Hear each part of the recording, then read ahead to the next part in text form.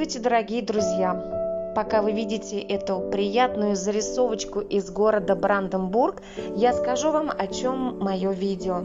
Я сняла небольшой ролик о мусоре, его разделении и вторичной переработке сырья. Ну что ж, поехали! Это наш подъезд. Вот так он выглядит.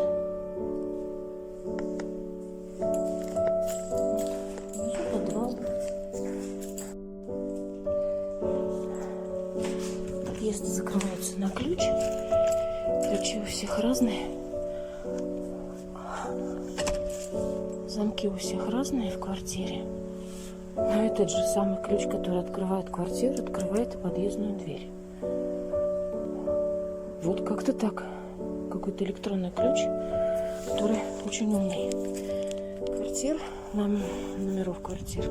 Нет, квартиры не нумеруются. Квартиры обозначаются фамилией семьи, которая там проживает. То же самое касается почты.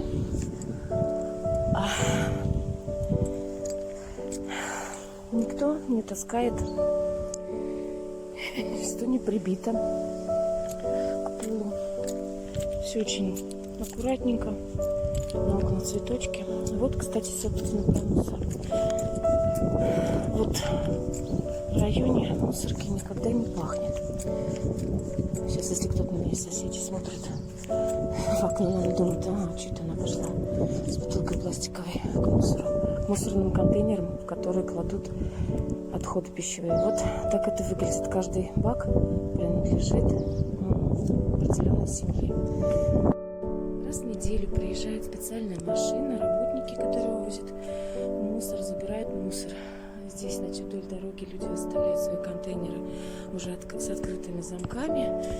Работники, которые вывозят мусор, вытряхают мусор, специальную машину вывозят. И, естественно, они видят, есть ли в пищевых отходах недолжный, нерассортированный мусор. Естественно, если они такой находятся, человеку взимается штраф. Штрафы здесь большие, никто их платить не хочет, поэтому люди сортируют мусор. А еще мы вчера с мужем были в магазине и там сдали пластиковые бутылки все, которые у нас накопились за неделю. Так что у меня дома ничего не осталось, мне пришлось выпить, допить воду из моей бутылки, которую нам все стали. И я с одной бутылкой сейчас поеду в магазин, чтобы показать вам, как работают автоматы по приему этой тары. Вот мы пришли, эти автоматы. Сейчас крышечку сниму, потому что мы сдаем. Вот они здесь имеют разные возможности языковые. Я вам сейчас включу на русском, чтобы... Ой, не забыла. Вот, смотрите. Оп. Ну, короче, да. Одно вперед, вот нам говорят. Это раз он фотографируется, и здесь нарисовано, чего я сдала и сколько. Ну, так как мне только одна бутылочка, нажимаю вот на эту кнопку. И получаю вот такой чек.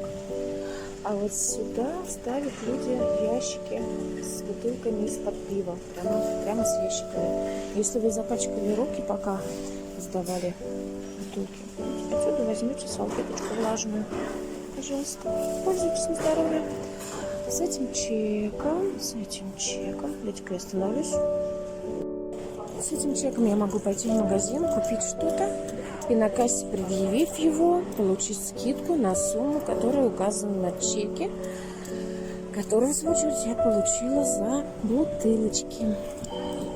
Итак, в Германии есть такая система. Эти баки, постараюсь подойти так, чтобы камера не слишком тряслась. Ну, здесь, как вы видите, написано Weißglas, что означает белое стекло. То есть сюда банки какие-то прозрачные, бутылки из прозрачного белого стекла. Kronenglas, это зеленое стекло. Сюда выбрасываются такие вот они железные, такие вот штуки. Здесь такая вот защита мягкая. Туда кидаешь, они бьются. Все немцы знают, что для утилизации стекла существуют определенные часы.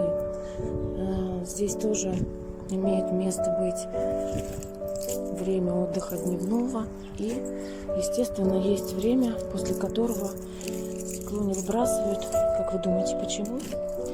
Если у вас есть версия, пожалуйста, оставляйте в комментариях.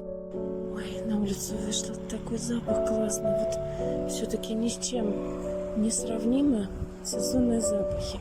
Весна пахнет по-особенному. И осенью. Ой, ну мне прям так нравится.